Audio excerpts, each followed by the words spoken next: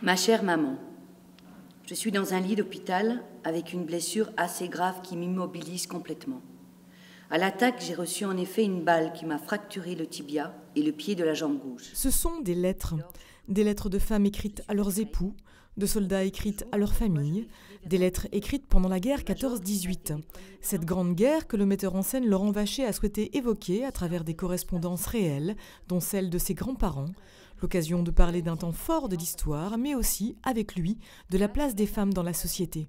L'éducation, pendant des siècles, avait dit « vous ne pourrez pas être au labour, vous ne pourrez pas faire ceci, vous êtes incapable de faire ça ». Elles ont tout fait, elles ont conduit des bus, elles ont conduit les camions, elles ont conduit les taxis.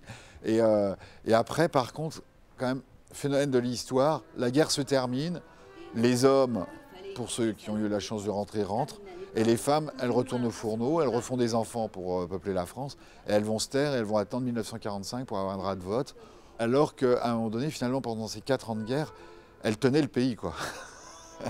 Des femmes qui glissaient des mots tendres ou bouleversants à leur mari monté au front, des lettres témoins d'une histoire et avec elles, de situations parfois cocasses. Mon vieux Lucien, t'as pas voulu de moi il y a 2 ans. T'as mieux aimé t'y marier avec la Jeanne.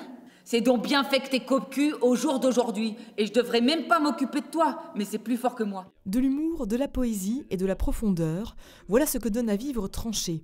Un voyage à travers les mots qui trouve par ailleurs son originalité dans son interprétation. Sur scène, un accordéoniste, 2 comédiennes professionnelles et pas moins de 30 comédiens amateurs.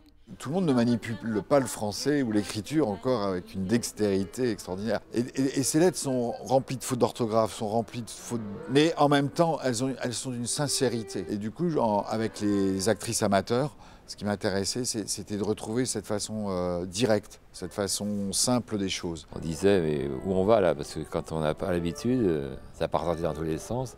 Puis Laurent nous disait, allez-y, bougez, machin. Puis quand on voit la fin, on est obligé d'être ému, quoi. Bien sûr, j'avais le trac.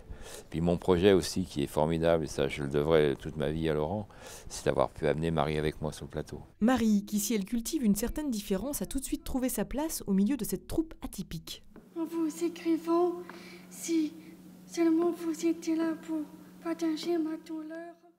Créée entre Mansiol et Chaumont, Tranchée raconte sans jamais tomber dans le pathos la guerre à travers des lettres de personnes ordinaires, des soldats mais surtout des femmes, mères, sœurs, maîtresses, restées à l'arrière, inquiètes, angoissées, mais aussi pleines de vie et dont les mots résonnent aujourd'hui sur scène.